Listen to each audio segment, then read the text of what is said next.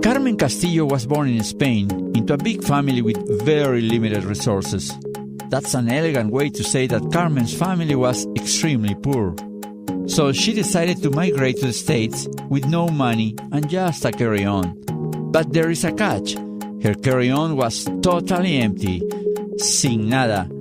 Vacía. I want to do something. I really want to do something for me, for my family, for my friends. I feel like I have the energy and I have the talent and I want to do something and certainly the American dream. So I want to live that American dream. Thanks to her resilience and her unstoppable desire to read and learn, Carmen was able to grow fast and furiously. Now Carmen is the president of SDI International and co-chair on the U.S. Hispanic Chamber of Commerce.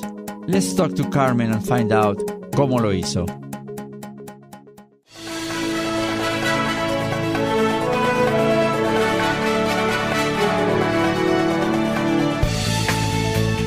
Éxito. Success. Hábitos. Habits. ¿Cómo lo hizo? How do they make it? Descubra las costumbres y secretos de los triunfadores. Discover the habits and the secrets of those who have succeeded.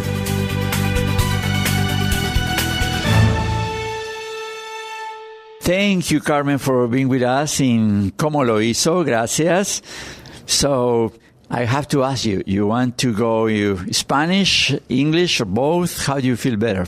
We can do Spanglish, English, whatever. Yeah, and thank you, Fernando, for this opportunity, this wonderful opportunity. Thank you. You know, to me, it's an honor to have you because I've been reading about you and it's amazing. You have an amazing story. I think that reading about people like you, we get inspired. And if we can hear about your life experience directly from you, is even more inspiring. So I feel so good about it, and I appreciate the fact that you are here. All that said, let's go to the conversation. Where are you from originally?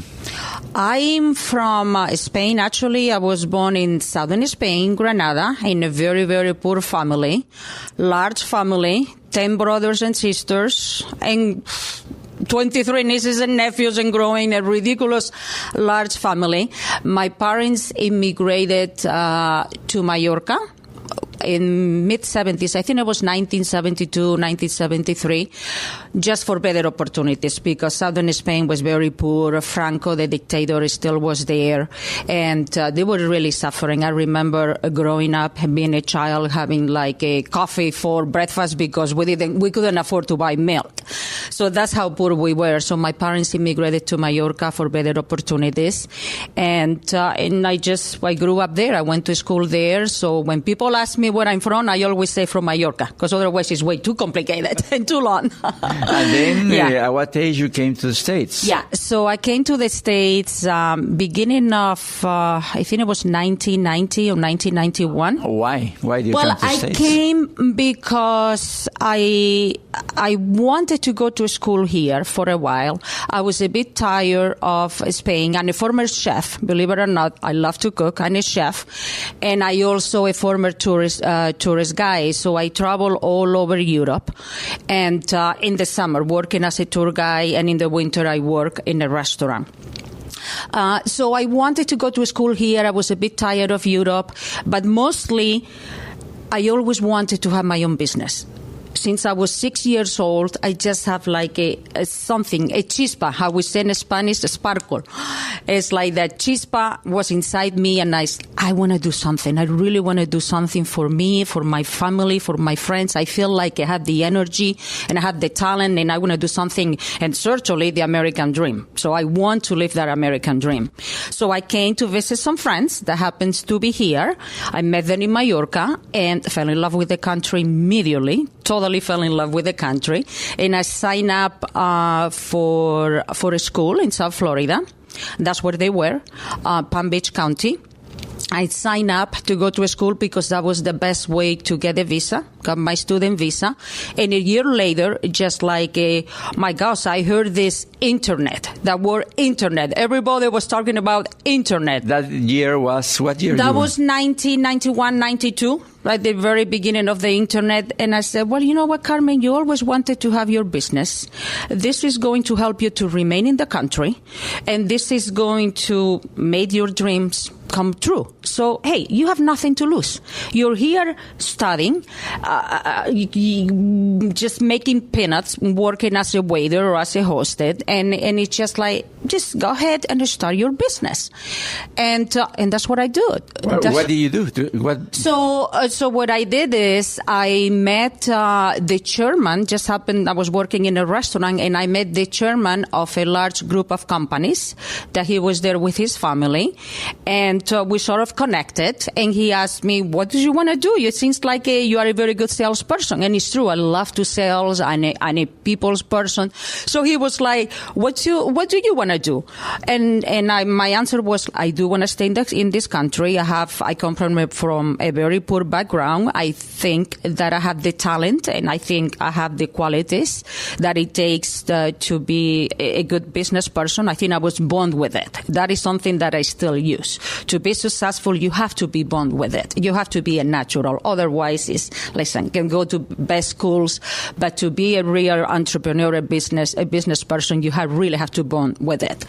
And he liked that idea, and he's like, "Okay, so let's sit down, let's talk and see what can we do together." So I told him, because it was the beginning of the internet, beginning of technology. We rapidly thought like, my gosh, this world is going to get flat very quickly. Every company is going to go from paper to computer, and they are going to need thousands and thousands of IT personnel to help them with that transformation, with that transition. I said, since you are doing staffing services already, let's just open something more on the IT, which staffing services, staff augmentation, IT project work, just to help all these Fortune 500 companies to go through that transition. So your first idea, your first pitch was actually the business that you have today.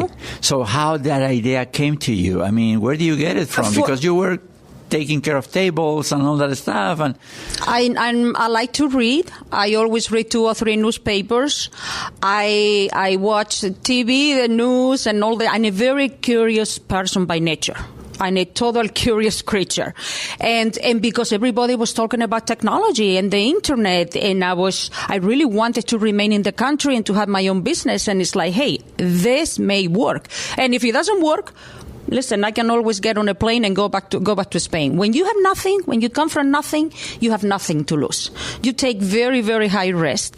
And so that's what I did. So what happened after you did the pitch to the gentleman? So he was able to secure a very small loan, because again, I wasn't even a resident. He was able to secure a $50,000 loan with a bank for me to start the business, which I did from a very tiny apartment, Yellow Pages. So you became partners, or he hired you as an employee? No. It was my business. It was my business 100%. We work out an agreement that still exists. We're still very, very good partners. But the agreement is they provide me the infrastructure that I need to run my business. And I was bringing in, because again, I'm a good salesperson, I was bringing in the business. So they secured that loan, and I was able to rent a very small apartment that I started from there, and I just got on the road and I started knocking doors.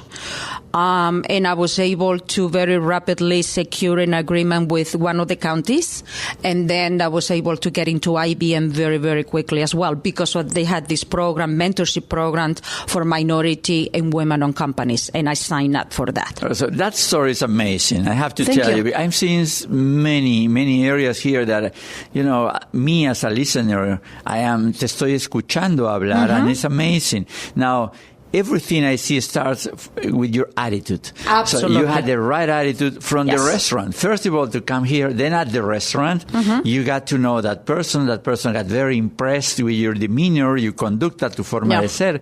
And then he got all the way to, let's talk about what you do. That's attitude, correct? Yes. So what's it's attitude for you, the right attitude? Willingness. He saw that I have it. He saw that I could do it.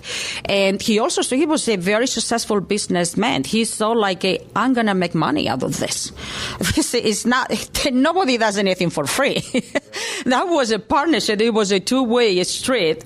But the only way for me to stay in the country and to get a business or investor visa was for me to own the majority of the business. So you actually, through your attitude, you generate the opportunity, because many people say, the opportunity, but if they don't have the right attitude, they never have an opportunity. You make your own opportunities. You make your own luck. You have to be lucky as well. Like me, the odds of me running into him or for him to come to that restaurant and just started the conversation, I mean, that's luck. You make your own luck, but you also have to be lucky. It's a combination. And it's the same thing with opportunities. You search for opportunities, but the opportunities are there as well. So it's a combination. Yeah, the electricity is there, but you have to connect to the wall, to the AC outlet, to get the energy, correct? Right. So you are always ready, because that's, now you have the attitude and also you have the drive, because after you talk to him, you went to his office, you talk about what you wanted to do, but you were also studying. So you have, the attitude, and then you have the drive, and then you have the right positioning in yourself, like studying, discovering things. What's studying for you? Why is it important? Well, because it's the only way. You have to learn. You have to know what you are doing. Otherwise, you're going to fail very rapidly. And we all fail. It's just like the only way to learn and the only way to be very successful is by failing, by learning from all your mistakes and by taking very, very high risk. So, and again, as I told you before, I'm just a curious creature. So are you fearless? I'm fearless, yes, most of the time. I have some fears like everybody else. But in business, I think I'm aggressive. I don't take a no for an answer. And if someone closes the door on my nose, I'm going to come back next day and knock again until they open the door. You have to be a bit aggressive. Well, when is the time to pivot, to change? I mean, if you have an idea into a business and then, it's not, I've been relentless, yes, but I've also been stubborn. So what is the balance there? No, it gets to a point that you have to, if the client is like, no, he said, no, we don't need the services, we don't need what you offer, we don't like you, but you just give up, you just go and look for other opportunities. So you got this conversation, you now got a partner, you secure a loan, now you are working, now you have SDI, you are president and founder of SDI. Is that the same company? Or it's the same company. From the beginning, it was my company. Right from the beginning. Again, what this organization provides me, we call them partners, but they have their own corporation. I have my own corporation, which is SDI. They provide me the infrastructure and some of the services that I need to run the business. What I think was very different about SDI, and I think we hit it on the nose, was that from the beginning, I designed SDI to go global, knowing that technology was here, and technology was here to stay, and to change our lives forever, and it's like, oh my gosh, this internet thing that everybody's talking about, this is going to change our lives. This technology is going to make the world flat very rapidly. We need to be ready for that. That is going to be a key differentiator with our competition. So right from the beginning, we started SDI International. That's why we named it.